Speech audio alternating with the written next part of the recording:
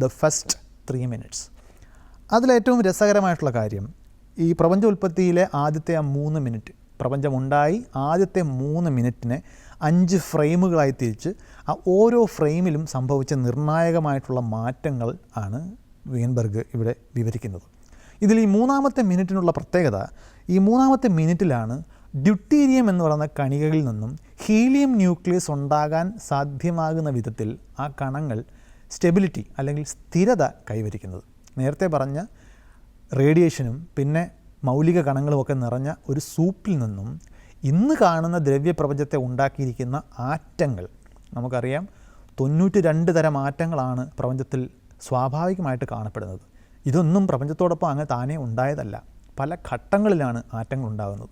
ലക്ഷക്കണക്കിന് വർഷങ്ങൾക്ക് ശേഷമാണ്, അതായത് പ്രപഞ്ചത്തിന് ലക്ഷക്കണക്കിന് വർഷങ്ങൾ പ്രായമായ ശേഷമാണ് ആദ്യത്തെ ആറ്റങ്ങൾ ഉണ്ടാകുന്നത് എന്നത് കൗതുകരമായിട്ട് ഒരുപക്ഷെ തോന്നിയേക്കാം.